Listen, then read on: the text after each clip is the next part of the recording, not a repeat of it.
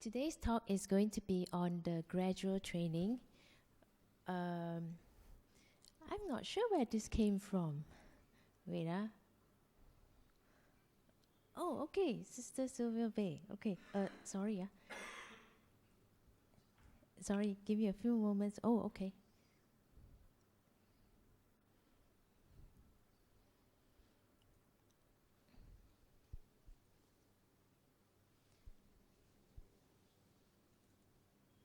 Thank you. Okay, and then we're going to slideshow from beginning. All right, okay, so the gradual training. Many of us feel sometimes that this path is very, very long. And sometimes we might get disheartened, or we might think, it's such a long and hard struggle. Will I ever attain enlightenment? So sometimes we do ask ourselves, why is it that when I read books on suttas, on the arhats, the lives of the arhats, they seem to have it so easy. After one talk by the Buddha, immediately they get enlightened, and they proclaim to people that the lamp has been put upright, and they have been enlightened, or they have become stream winner. So why is it that it's such a struggle for us? The answer actually is that the Buddha's path is a gradual path, and it takes many lifetimes. It takes a lot of effort, a lot of practice for us to reach the ultimate goal. It is a gradual practice. And even for the arhats and all the noble ones, they also put in a lot of effort to get where they are. There is one saying that success, only in the dictionary can you find success before work. Because usually you need to work before you get success. Only in the dictionary, because the S comes before the W, right? Okay, so for the gradual training, it is, for all of us, it is a struggle, all right? So let's go and see what the Buddha says about the gradual training. He says the ocean has a gradual shelf, a gradual slope, all right?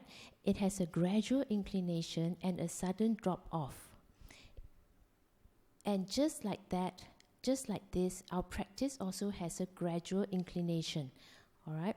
And also he did say that in this ocean there are a lot of creatures, big, gigantic, majestic creatures, just like the arhat. And you also have lesser creatures, just like the stream winners, and then maybe bigger creatures like the non-returners, one-returners. So there are many creatures. And recently, I went to an exhibition on deep-sea creatures with my son. So I'll just show you some creatures that we seldom see. But it's amazing the number of fantastic things that you can find on this earth. So you can see creatures like this, and you can also see a cute creature like this. And probably that is the inspiration for this creature here from the Pokemon universe, right? But look at this one. This is an ocean louse. This guy is about the size of a plate. I wish that none of us will become this creature. This creature is so nasty that if it gets caught in a net by the fisherman, it is not worried about the danger. It will start eating the neighboring fish. So can you imagine, here we are already suffering in dukkha, in samsara, struggling along with our lives, our problems, and here you are, you have somebody who's trying to eat you up. Not good, right? So you even have these creatures in the world. So let's not, be friends to our neighbors, be friends to our fellow human beings, show compassion, because we are all suffering in this net of dukkha together. And then there's also this creature, and who can tell me whether it is male or female? This is for the men, okay? I hope the men will never become this creature. It is actually both male and female. And the reason is because the males will latch on to the females and become a parasite. So it looks a bit like this. You can see the males, the tiny thing there trying to latch on, and there it stays for the rest of its life or until the female dies. And of course, whatever food that the female gets, he also takes. Okay, so let's not be this type of creature as well. Okay, forever sponging on other people. Okay, so I'll just go back a little bit. So let's go into the suttas proper and see what the Buddha says about the gradual training. There's this beautiful sutta called the Kittagiri Sutta. Kittagiri is a village in ancient India, where at that time there were two monks, either two monks or group of monks. There's still debate about it. But these group of monks were very, very naughty. They did not keep their precepts. So if your imagination might grow wild about what they have been doing to break the precepts, you could be right, because they were quite bad. And Shariputra and Moggallana have tried to convince them to come back onto the right path, but I think they didn't succeed. So in this sutta, this is the setting where the Buddha has come across this village, and he's trying to teach those people to be good again and to come back to the path and practice the Dhamma properly. So that's the background. Okay? All right. And what did they do? In this sutta, the setting is, if the slides are too busy to read, don't bother. You can just listen. They said that we eat in the morning, we eat at lunchtime, we eat in the night time, and we don't care when we eat. If there's food, we eat. We like eating. So we just eat and we're comfortable. We have no stress. What's wrong with eating? But as you know, the precepts of the monks do say that after noontime, there's no, you shouldn't take any more meals, right? Well, of course, they didn't bother. And so they ate anytime they want, thinking that it doesn't bother us, so why can't we eat? Okay, so the Buddha, it starts with this, okay? It starts with this mindset. And the Buddha said, he's trying to tell them in this instance to control their sense desires, okay? So he said, monks, have you ever understood me to teach the Dhamma in this way? Whatever a person experiences, right? Pleasant or unpleasant experiences or neutral feelings, okay? Neutral experiences, neither pleasant nor painful, that's neutral. His unskillful qualities decrease and his skillful qualities grow. Meaning that with any sort of senses, okay, pleasant, unpleasant, neutral, do you become a more developed person and, your bad qualities decrease for any sort of senses? No, right? We all know that sometimes with pleasant experiences, we get better, we get happier, we get kinder, we get more compassionate. But of course, with some pleasant experiences, we don't. So let's do this exercise, okay? And try and exercise our mind early in the morning. Pleasant experiences. What pleasant experiences can give you, can increase your skillful qualities, make you a better person? Pleasant experiences. It's not hard, right? When I gave this talk to the poly students, they could give me all the examples. They were pretty good. Okay, so I will start off, okay? So pleasant experiences. Okay, meditating. A lot of us enjoyed meditating, and most certainly the meditation this morning was calming. It was a happy sensation. We felt kind, we felt relaxed. A pleasant experience leading to good consequences, your skillful qualities increase. Coming to a Dhamma talk, giving dana to monks, okay? Serving elderly people in your family, even, looking after children, those things. Okay, maybe not looking after children. That might be unpleasant. But, those things might increase your skillful qualities, right? What about those pleasant experiences that don't increase your skillful qualities? So, like I mentioned, sometimes the poly students told me studying. The poly students told me gambling. So they are right. It's very pleasant. Some people are hooked into it. They think it's so fun. But in the end, it did not give any good consequences. And in the end, your craving and your depravity increases, right? So that's one example. All right. What about unpleasant feelings leading to having good qualities? And their example was very cute. They said studying. They didn't like to study. But of course, everybody knows that you go through the struggle of studying, and therefore you got where you are now, right? Everybody here would know that, you got some sort of degree. You found your job through that, and you found a source of income. You can feed your family, you feed yourself. So pleasant experiences born out of unpleasant or maybe not so satisfactory experiences, having to study, burn the midnight oil, struggle along. Okay, then what about unpleasant feelings that will lead to good consequences? Unpleasant feelings that will lead to bad consequences. So that means that you will find that you become a worse person. Bad feelings.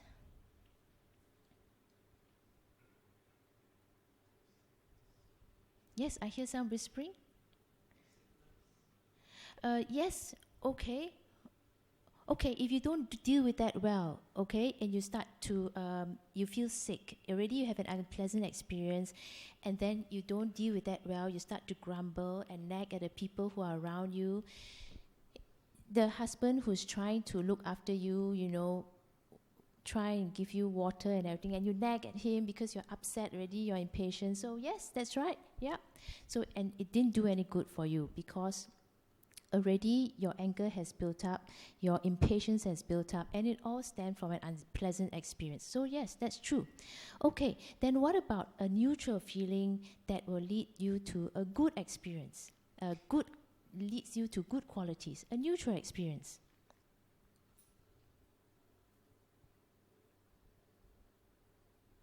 It might be something simple that you might not mind doing, okay, like volunteering. Maybe it just gave you a neutral experience. You didn't really have a very good feeling out of it, but you did it. But in the end, you learned something out of it. You learned to share. So that good consequences came out of that. Or neutral feeling that has got not so good consequences. So I can think of one. This is a very famous one. And immediately the poly students got it. They said, oh, sleeping. And they were right, okay? It's neutral. You go to sleep, you don't feel anything, but nothing good came out of it. You wasted your time because you could have used that time to study. So that is true. Things like procrastinating,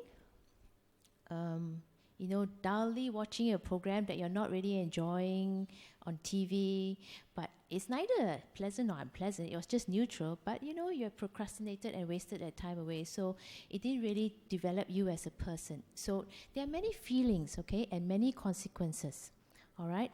And the Buddha is trying to say that you have to know which feelings, which sensations will lead you to a better person and which one don't. And you have to get it clear in your mind. And this thread is very clear in most of the suttas because the awareness of your feelings is very important for enlightenment. Okay? So he is saying guard your senses. Know how to increase your wisdom and know how to decrease your ignorance. And it starts with being aware of your feelings. And then the Buddha, and then there's this story also about the chicken and the egg. Sometimes people say, which came first, the chicken or the egg? Have you heard of this? Sometimes people will ask that. And then sometimes people say it's the chicken, sometimes it's the egg. It's actually a rhetorical question, meaning that there is no answer. The answer is that it could be either, because the chicken may come first, egg may come first. It is actually an analogy to show that things are endless. You cannot know the beginning. Now, who do you think was the first person who came up with this analogy? Was it Aristotle, Plutarch, or this person called Macrobius? Actually, it's a trick question. I'm sure you all know already, considering that this is a Buddhist talk, okay? It's neither of these, okay? Not even this third person in the early 5th century. 5th century means about 500, okay? It's not even this guy. It was actually this guy called Nagarjuna. Any of you have not heard of Nagarjuna? Not heard? Great, so I will have great pleasure in introducing this very famous monk. He lived in in ancient India about 150 to 250 250 years. During the 150 to 250 after death. Okay, so after Common Era, he lived in the northwest of India. At that time, the Greek Empire was very strong, and it had, Greece is in the west, right? India is in the east, and Greece had actually conquered their way all the way across Afghanistan, Central Asia, all the way to India. So they were a very, very strong empire. And just out of general knowledge, do you know who helped in conquering all these areas? Just general knowledge. Sorry? Yes, that's right. It was Alexander the Great. With his, he had a whole team of elephants, and it was actually the elephants that helped him. But anyway, so Nagarjuna was a very ancient and very powerful, very developed monk. But because of the Greeks also had the empire all the way to India. The emperor of that region at that time was a man called King Meninda, and he was a very, very wise king. He, because of his location, he was just around India, very close India. He started to read the suttas, and he started to like the suttas, and he started to question. And he read quite a lot, because his questions to Nagarjuna were actually very, very, very penetrating. The questions that he asked, he tried to ask the monks around him. The monks around him could not answer, because they were pretty deep and pretty profound. So he advertised, is there any monk who can debate with me? Isn't there any monk that can tell me the answers to my questions? And so finally, they recommended Nagarjuna, and Nagarjuna agreed to come and talk to the king. And so finally, the king and Nagarjuna met, and the questions between the king Meninda and Nagarjuna have now been recorded in a book called The Questions of King Meninda. This book is in the Pali Canon. It is the only book that is not said or recorded, it's not said by the Buddha or his disciples. So it's worth giving a read. Worth giving it a read. I left it on a table at home, and my husband started reading it. He said it was very peaceful. He said every time he read it, he fell asleep. So I think that's quite complimentary. So it's good. It's good fun. Even if you read it as a storybook, it's good fun. But of course, I do encourage you to read it just like any other suttas and contemplate the value of it. Okay, so let's get back to this. So Nagarjuna was the first one who actually talked about the chicken and the egg, 150 years, Common Era. Okay, it was in answer to King Meninda's question. King Meninda said,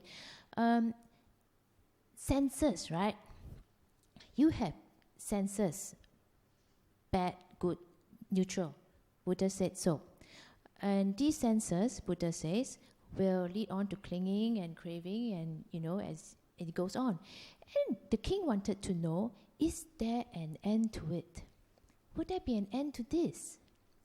Nagarjuna said there isn't. It's just like a chicken and the egg. Okay, feelings lead to, when you have a pleasant feeling, for instance, you start to cling. You want that some more. Okay, so for instance, fried chicken. You think of KFC fried chicken, oh, you really need it. So you start to cling, you start to crave. And then more feelings come, leading to more actions, more consequences. You have to take a bus to wherever to get it. You don't have any bus. So you don't have any bus money, so you stole from a friend. Consequences start to happen, all because of that lack of attention to that sensuality. Okay, so it goes on and on.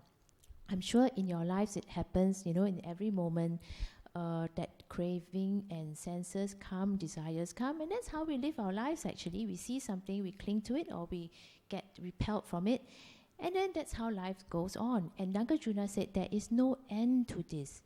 Is there an end? So there is no ending to dukkha, to our lives, getting reborn, getting being going on in this samsara, okay, not knowing how to get out of it, there will be no ending, okay, unless we do something about it. So the Buddha is trying to teach us to watch our senses, and that is the first step. Okay, just be aware of the senses, and that is also a part of the gradual training. And the first few lines of the first sutta already talks about controlling our feelings, because he said I put the lightning bolt because it was so important, and it was the first sutta. He said that in your life, try to walk the middle way. You avoid those things that is going to that has got a lot of sensual attachment, sensual pleasure, thinking only for your own luxury, your own comfort. Okay, that won't get you anywhere, because you don't want to pull yourself out to practice. You're just too comfortable, and you're always looking for luxuries, for comfortable things, for sensual pleasures. On the other hand, the Buddha also said, don't go to the other extreme where you torture yourself. No food, no drink for years, just sitting under the root of a Bodhi tree trying to attain enlightenment. That also is not going to be healthy for you. Okay? So the Buddha said, and of course the Buddha was speaking from his own experiences, because he did try both, isn't it? He was born as a prince in the palace, had all the luxuries, and he was also trying to practice asceticism, where he was denying himself the comforts of life, even eating 1 grain of rice a day, apparently. Okay, so no, it didn't work for him. Neither of these two extremes worked for him. So in our lives also, he says, try and walk the middle way. In senses, in trying to walk the middle way, in avoiding both of these two extremes. Okay? Now, this is a beautiful statue that I took from the Ancient Civilizations Museum. This Buddha is very, very old.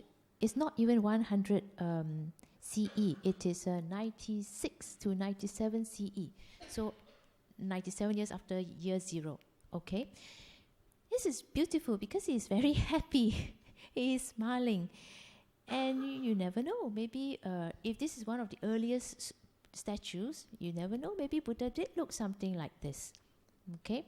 So also in that region of India, where they had some influence by the Greeks. Okay, so let's go back to the Kitagiri Sutta. And again, the Buddha said, I do not say that final knowledge is immediate. It is gradual, after gradual training, gradual practice. Okay, and then I am going to take you back to the very, very first spot of the gradual training. It is not the end spot where the Arhat says, oh yeah, I've attained enlightenment.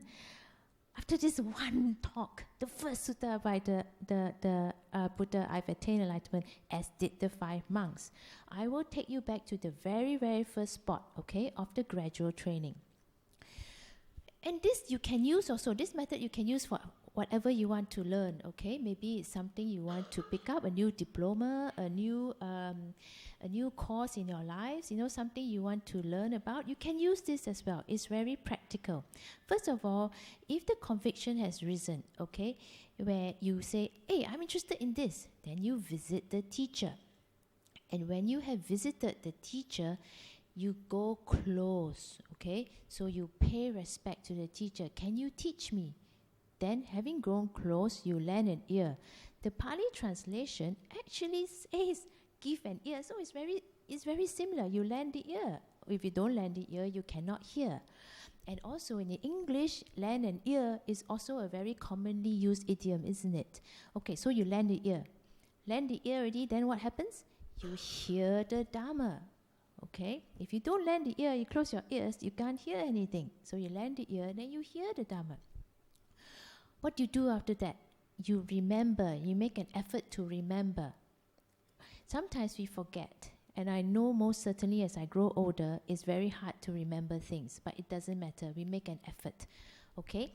When you remember, you can penetrate the meaning. If you do it often enough, you try and go back to your material and you try and remember it, some insights may come to you. And most certainly it does. in the case of the suttas. New insights will come to you as you read it again and you try to memorize it. And then also when you listen to monks talk about that topic and you think, oh yeah, hey, I didn't look at it that way. Okay, so you try to penetrate the meaning of it. And when you penetrate the meaning of it, you come to an agreement. You sort of understand already. You're sort of getting it, and so you come to an agreement. There is an element of patience, and the word khanti is also used in this description. A patient agreement. Oh yeah, I think this is right, and so you agree with it, and there are true pondering and examination of the teachings. After that, your desire arises. This is when you're going to take the first step to practice the Dhamma. Okay, your desire arises ready. Then your zeal. If you don't like the word desire, you can use zeal or your willingness. Okay, so your desire has arisen, your willingness had arisen, and then you contemplate. Contemplation also has this meaning, which I will give you in one moment. Oh yes, contemplation, the word is tuleti. It also means weighing up. It also means weigh, like you weigh apples, you weigh pears, you weigh your rice, 1 kg, 5 kg. You weigh up the teaching. That means you're penetrating it a little bit further. Is this going to be good for me? Worth it for me to do it the rest of my life? Is it worth it for me to spend every Sunday here, every night meditating? You weigh up the consequences. And then when you've contemplated and you say, yes, I'm going to make an exertion. I'm going to strive, make an effort and see if it works. And when you make an exertion, that's when you can see the fruits, right? You realize, and then you realize the truth, and then you penetrate it with discernment, all right? And so that's how it starts with the gradual practice. It starts with visiting a teacher and listening to the Dhamma. So very good. We are off the bottom rung now. Okay, and he also says very clearly, and remember this is to the group of naughty monks, okay? He says that if you don't have those things, you don't have that conviction, and then he goes on, same as a sutta, you don't visit, you don't grow close, you don't lend the ear, you don't remember the teaching, penetrate the teaching, contemplate the teaching, you would have lost the way. You would have gone the wrong way. But, for us, it also means that sometimes we may be downsizing in one of these areas. Maybe the exertion downsized a bit, busy, so cannot meditate. Busy, cannot come on Sunday. It doesn't matter actually. You can go back and do it again. So it doesn't mean that if you have gone down the steps, you cannot go back. Okay, you can always go back and reinforce. You can always read the suttas again, remember again, make an exertion again, and make little realizations for yourself during your meditation, increase your meditation, So you can always go back and improve yourself. If you don't, like these monks, and even to the extent of falling back and compromising on their precepts, then he said, how far have you strayed, you foolish men? Far from this Dhamma and discipline. Okay, so the Buddha is trying to, this part is a little bit, I wouldn't say it's harsh, he's just trying to teach them, to wake them up, to tell them you don't fall away from the path because it's to your own detriment. Okay, so let's go on. So in this way, the Buddha is also encouraging us to stay on the path. Okay, if we cannot do all the rest of it, like attain enlightenment right now, we can start from the very bottom of the gradual training and go up again.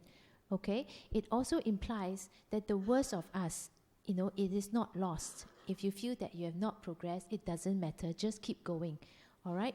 All is not lost. Okay, so this is most of us, right? We have gone closer, we have lent an ear, and we have heard the Dhamma. So what will happen next? What's next on the this gradual path? Okay, so now I'm going to take you to a different sutta. This is the Ganaka Moggallana Sutta, the discourse to Ganaka Moggallana. This guy is an accountant. He loves numbers, and he is not a monk. He said to the Buddha, do you know, when we started off learning our numbers as children, our mummies have to teach us 1 plus 1 is 2, 2 plus 2 is 4, and so on. In the same way, my Lord, is there a gradual path to this teaching? We teach the pupil from scratch. Just like we go primary 1, then we learn from scratch. In this gradual path, is there something similar like this? And of course, we know by now, after learning the Dharma coming for so long, there is a gradual path. There is. And so the Buddha said, yes, it is possible to lay down a similar gradual training in respect of this Dharma and discipline. Okay, first of all, the Buddha said, okay, this is after lending an ear and everything, okay, and we have started to strive, okay, so what do we do? The first step next is virtue and morality. Okay, so basic is to keep the 5 precepts.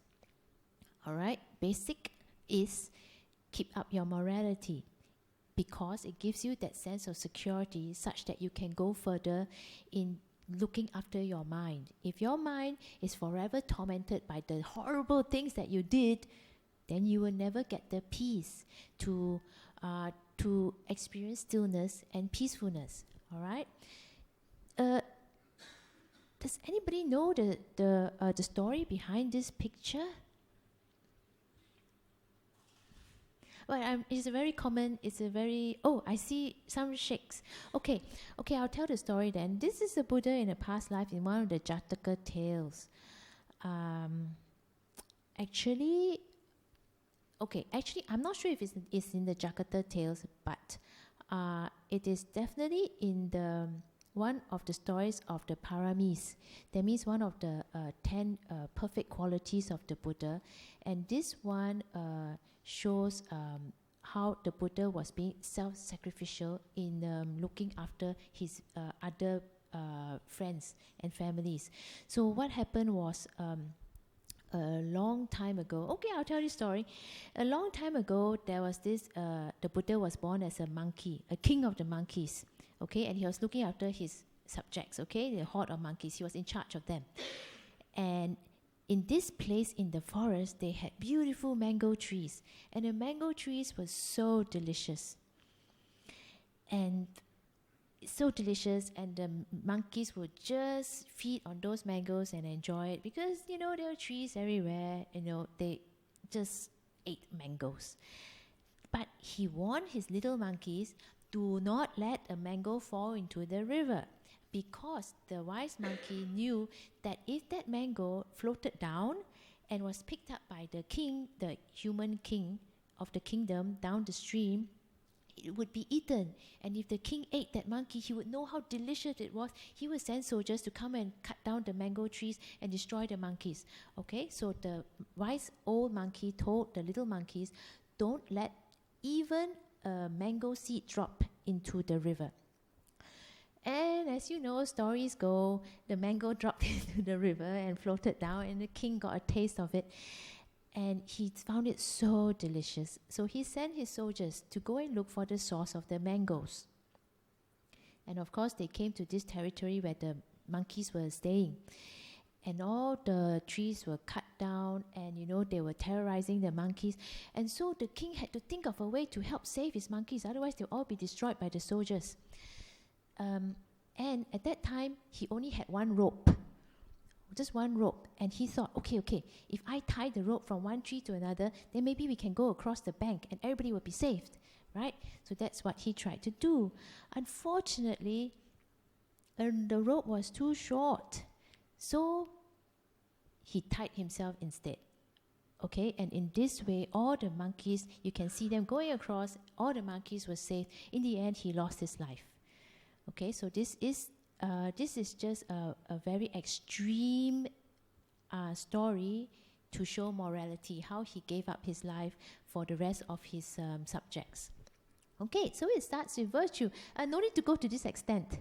Just follow your precepts, okay? Follow your precepts. That's a good start, And when you can follow the precepts, then you do the converse of the precepts, right? So for instance, if you don't want to steal, you don't steal, then you give, okay? Then you start to learn to give more and more and more. If you don't have If you don't indulge in lying, then you indulge in promoting truth. Be a lover of truth. If someone says something untrue, you say, no, but actually it was like this, or, you can give an account of the truth. And never have to lie, okay, in any circumstances. So, you do the converse of the precepts. So that's a start. All right. Then next, again, we come to this theme again of self-control. There's one sense that is left out here, because in most of the pictures, there are only 5 senses, right? There's one sense that is left out, and it's very much talked about, very, very much talked about in Buddhism. Yeah, I can hear, yes, the 6th sense is the mind. Yeah, you're right. Okay, so that one we also have to control, right? Our mind sense, okay? Good. So, being not so tempted and grasping with sensual pleasures, learning how to control ourselves, that is sense control, okay? So, if you see that beautiful Mercedes car, do you really need it? Do you really need to indulge in all your sense, the sense of comfort and luxuries that you see around you? Do you really need to be sucked into it and let it consume yourself so that you can get it at whatever cost, even at the cost of cheating or lying or ripping people off? So no, right? So that is sense control, okay? Right, and then also the Buddha said, try moderation in eating.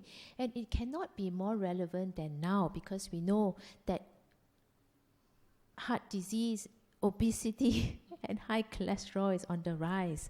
Okay, so there is some sense in moderation in food. There's been an experiment, I think, for people. I can't remember whether it was done in people or mice, but apparently, if you're kept in a state of semi-starvation, don't try this at home.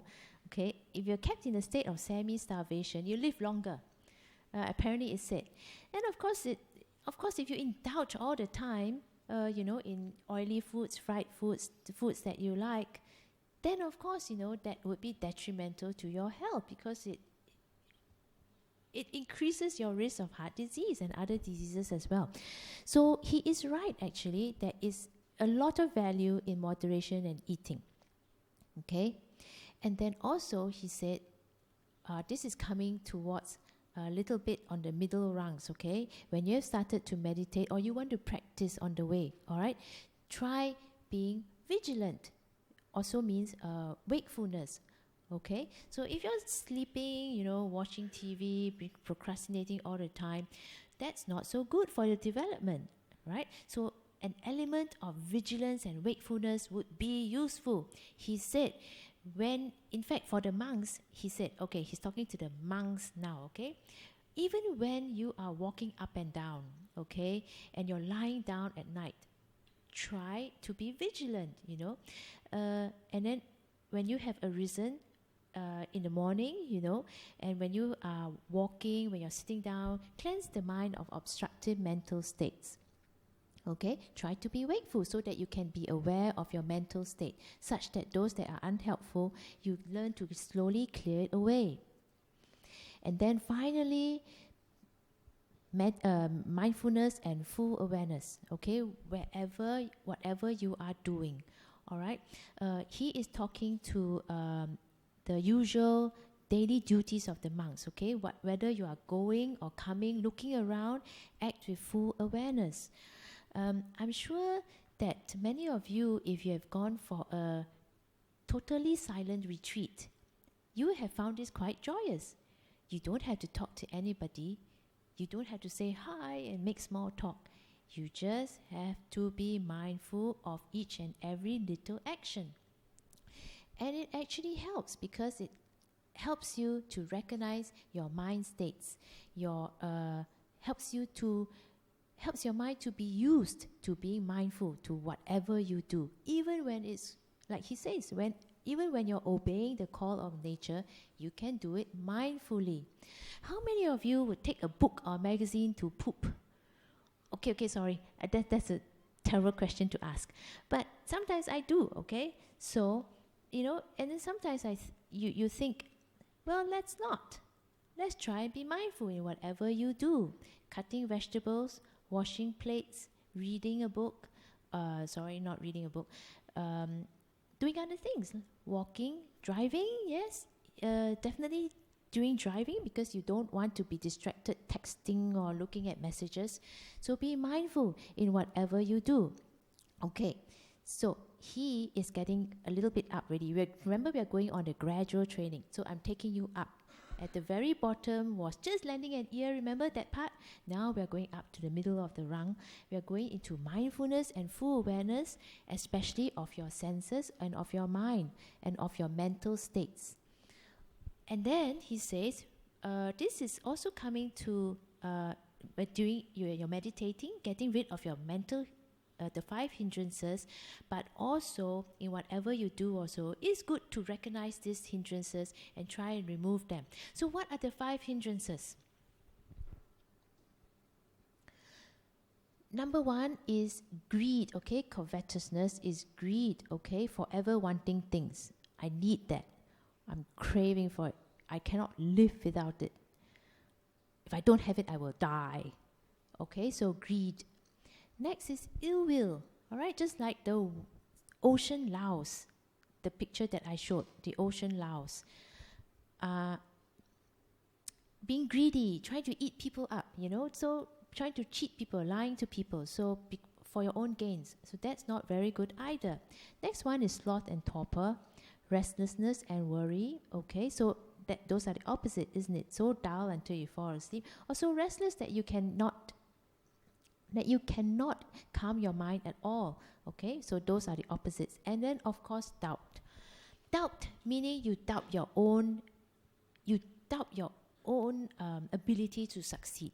Okay, so you think that you cannot do this. It's such a struggle. It's such an impossible task that you cannot do it. That is doubt. Okay, so that one also you need to cross. In a deeper sense, it also means the doubt of the Buddha's teaching.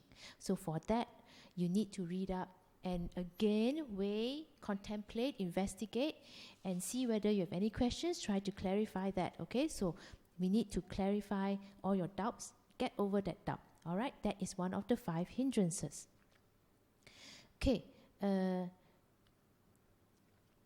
right, so the 5 hindrances are greed, ill will, sloth and torpor, meaning sleepiness, restlessness and worry, and doubt. All right? So, having overcome these, let's see what happens next, okay? Yeah, okay, so having overcome these, can you imagine if you don't have your 5 hindrances, how easy it would be, your meditation, to get into deeper states like jhana? Wouldn't that be nice? If you don't have ill will, perfectly compassionate to people. If you don't have greed, I don't need anything anymore. I can let go. Anybody can have my last dollar. It's okay. I'm happy to give. You're awake. Your mind is alert. You have learned to overcome restlessness. You have learned to overcome sloth and torpor. And now you have learned to overcome restlessness. You know how to control your mind already. In the stormy sea of all these thoughts, you manage to, sail through, into that calmness. So isn't that great? So you will find that jhana will come easier. And then after that, of course, after jhana would be your, after the jhana would be your insights, the wisdom starts to come, right? And then your mind starts to glow with the radiance of wisdom. Okay, so next is another cute sutta. Don't worry, we are coming to an end. This is a very cute sutta. And in this sutta also, the Buddha talks about the gradual path. It's so cute. He talks about a leper.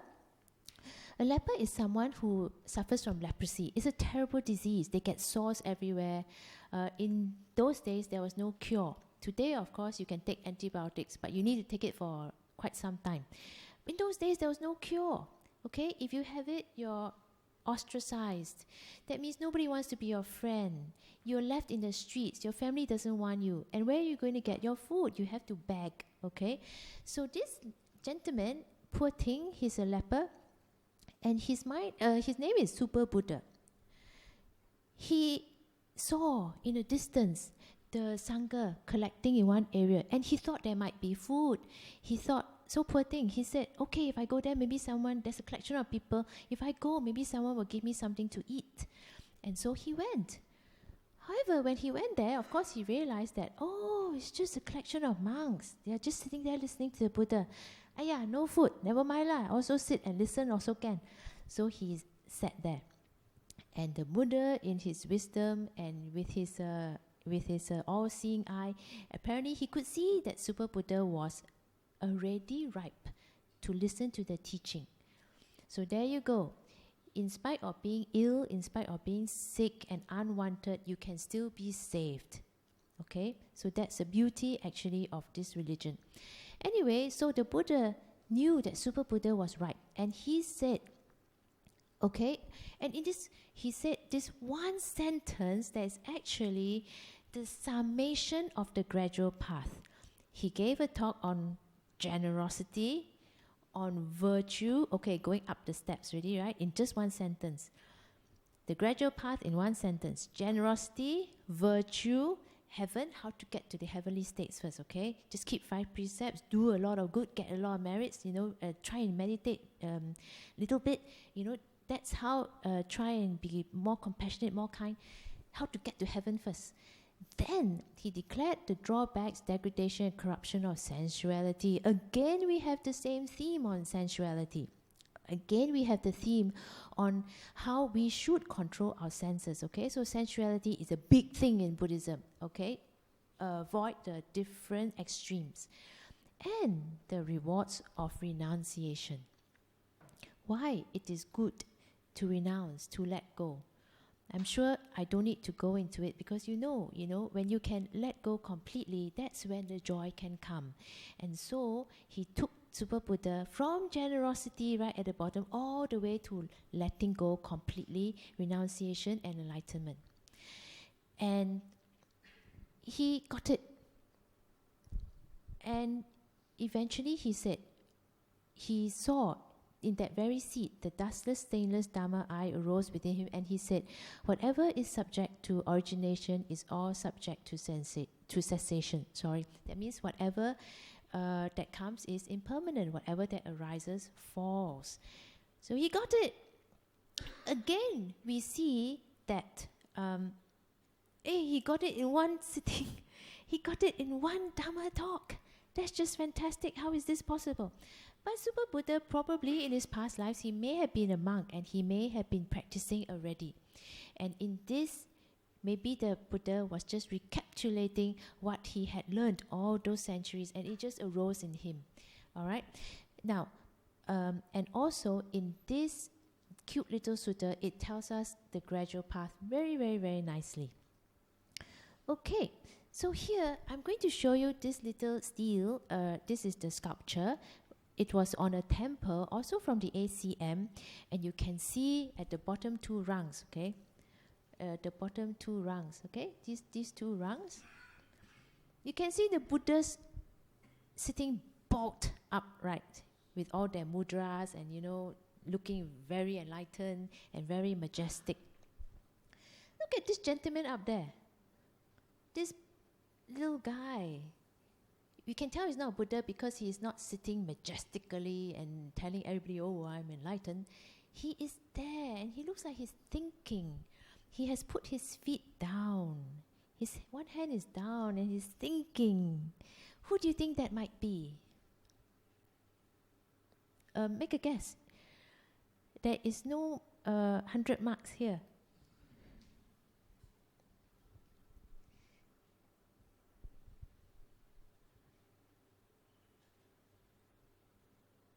Actually, this is Maitreya Buddha.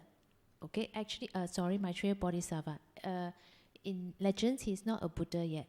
And he's always portrayed like this, with his legs down, his hand like this, in a thinking posture. And his leg is down is to symbolize that he's waiting to come into this world as the next Buddha. This is just legend, okay? You ask me to prove it, I cannot lah. Okay, so this is how Maitreya is portrayed. Okay? But, to me, he is on the gradual path. He is the symbolism of being on the gradual path. He's not a Buddha yet, He has not attained enlightenment. He's real title is Bodhisattva, on the path. Very close, but not yet. Okay, when he becomes enlightened, then yes, he comes to the world to teach. Okay, in the same way as Gautama Buddha has. All right, but he's not yet. Legend has it, because I'm not sure. Legend has it that he's in two-seater heaven waiting to come. So maybe he's practicing there. You never know. Maybe he's meditating there, and that's why he's portrayed thinking of what he has to do, the work that is in store for him. So this is Maitreya Buddha on the gradual path. So great Bodhisattvas need to go on the gradual path. So let us not be disheartened as well. All right? Okay, so, right, so there you go. The upper section shows Maitreya, the Buddha of the future, meditating under a canopy of snakes. And this was done in China, 550 to 577. Okay, and cut out of rock. Nice. Okay, so don't worry, I come to the last slide and we have time for questions. For a disciple who has conviction in the teacher's message and lives to penetrate it, what accords with the Dharma is this? This is my last encouraging slide to everybody. He said, gladly would I let the flesh and blood in my body dry up, leaving just the skin, bones, tendons and bones. Very famous verse, right? But if I have not attained what can be reached through human firmness, human persistence, human striving, there will be no relaxing in my persistence. Okay? So for him, before he became a Buddha, he was also on the gradual path. It was no different for him. And he had to strive like this. How much did it take for him to say this? How much would it take for us to say this? Right? And so he continues. For a disciple who has conviction, you have not blind faith, okay? Conviction. Yes, faith is one of it, but of course it's not blind faith, as we know. If you have conviction in the teacher's message and you live to penetrate it, one or two fruits can be expected. Either gnosis, that means enlightenment, okay? That means knowledge, all right? Here and now, or if there be any remnant of clinging sustenance, non-returner. So that means that if you cannot be a Buddha, if you cannot gain enlightenment, then at least you'll be a non-returner. If you have conviction and penetrated and you're on a gradual path. Really? You mean now I can be non-returner? It takes the gradual path lah, okay? So everybody is different. For many of us, it may take many lives. But of course, my final message is not to give up. Because for a lot of these people, they never gave up.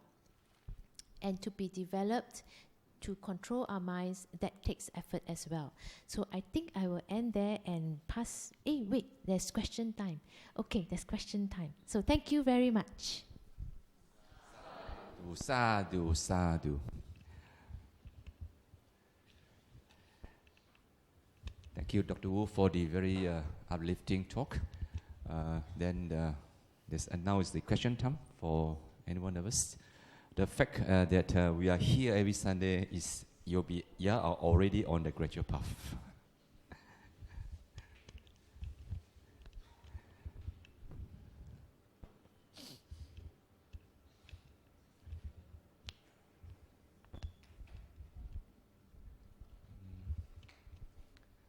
Brother Yin?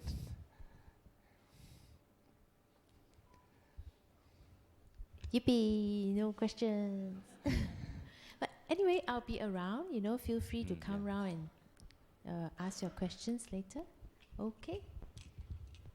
It's okay. If there's no question, there'll be some announcement.